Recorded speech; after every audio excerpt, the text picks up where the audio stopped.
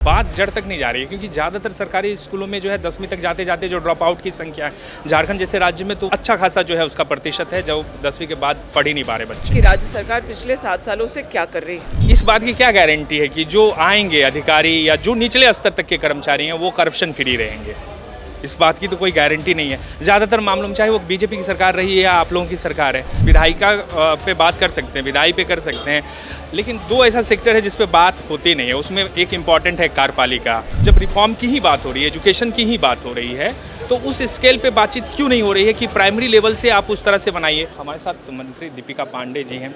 Ma'am, हम जड़ की बात करेंगे। इससे पहले भी जेपीएससी, ऐसा नहीं है कि पहली बार इस तरह का कोई मामला आया। सीबीआई की जांच चल रही है, उन्होंने क्लोजर रिपोर्ट भी नहीं दिया है। 11 ऐसी परीक्षाएं हैं जिसकी जांच अभी सीबीआई वर्तमान में कर रही है। मेरा ये समझना है कि ये जो रिफॉर्म की बात हो रही है, ये कैसे रिफॉर्म होगा? नेताओं को तो आप कटघरे में खड़े कर लेते हैं कि चाहे हेमंत सोरेन हो या दीपिका पांडे सिंह हो कि भाई आप सत्ता में तो आपने किया, लेकिन जो चला रहे हैं ब्यूरोक्रेसी जो है, काम तो वही कर रहे हैं, चाहे वो नीचे स्तर से हो या फिर सचिव लेवल के हों। तो ये रिफॉर्म कैसे होगा? ये आपने सही इस बात को कहा कि ये जड़ तक हम लोग जाए, और आप देख रहे होंगे कि लगातार हम लोग के नेता आदरणीय श्री राहुल गांधी जी क्या इस सिस्टम में पूरी गड़बड़ी है उसको लेकर के बातें अपनी रख रहे हैं। क्या रिफॉर्म्स किस तरह के होने चाहिए, बच्चों को कैसे इक्वल अपॉर्चुनिटी मिले, कोई मैनिपुलेशन या लीक ना हो, समय पर परीक्षा हो, उन्हें बराबर नौकरी के अवसर मिले, शिक्षा भी बहुत महंगी ना हो ताकि सभी के लिए अफोर्डेबल हो। इन सब बातों को लेकर के देश में आज बहुत गंभीर चर्चा इसी पे एजुकेशन, चूंकि दिल्ली में भी हुआ और यहाँ भी हो रहा है, लेकिन बात जड़ तक नहीं जा रही है क्योंकि ज़्यादातर सरकारी स्कूलों में जो है 10वीं तक जाते जाते जो ड्रॉप आउट की संख्या है, झारखंड जैसे राज्य में तो उसकी मतलब अच्छा खासा जो है उसका प्रतिशत है जो 10वीं के बाद पढ़ ही नहीं पा रहे बच्चे। तो मेरा ये सवाल है कि अब जब रिफॉर्म की ही बात हो रही है, एजुकेशन की ही बात हो रही है, तो उस स्केल पे बातचीत क्यों नहीं हो रही है कि प्राइमरी लेवल से आप उस तरह से बनाइए? इस पर कुछ कहना चाहूँगी कि आप लोग को भी थोड़ा सा ऑब्जर्व करना चाहिए कि राज्य सरकार पिछले 7 सालों से क्या कर रही है। आपको क्या लगता है जो ये सावित्रीबाई फूले स्कॉलरशिप है वो किस वजह से शुरू की गई? 8वीं से लेकर 12वीं तक की पढ़ाई बच्चियां पूर्ण कर सकें, इसके लिए किया जा रहा है। सीएम स्कूल ऑफ एक्सीलेंस राज्य में शुरू किए गए, वहाँ पढ़ाई कराई जा रही है।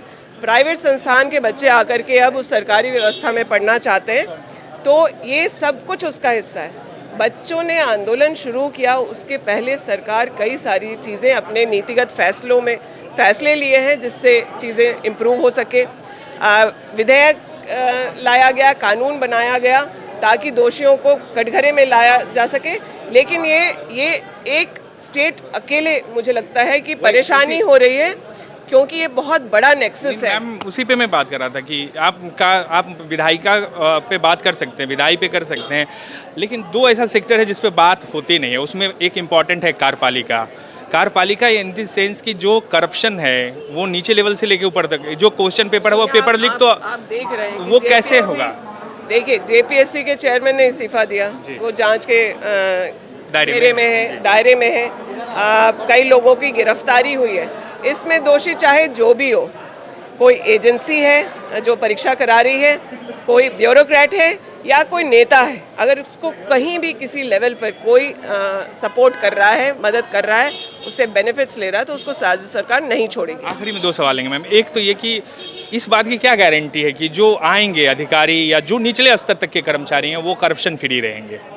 इस बात की तो कोई गारंटी नहीं है। ज़्यादातर मामलों में चाहे वो बीजेपी की सरकार रही है या आप लोगों की सरकार है, ये सारे मामले जो है सोसाइटी में, सरकार में ऐसा नहीं, आप बिल्कुल 100% तक आप नहीं कर सकते, लेकिन अगर वो 50% तक है तो आप कैसे उसको ला करके 90, 95, 99% तक ला सकते हैं, ये प्रयास करना विधायिका का काम है, वो हम लोग ज़रूर कर रहे हैं। आखिरी में आप कमेटी में शामिल हैं, क्या आगे आप लोगों की रणनीति है? हम लोगों ने मैसेज भेजा था, बच्चों ने सकारात्मकता दिखाई है और मुझे भरोसा है कि जल्दी वार्ता होगी। बहुत शुक्रिया मैम।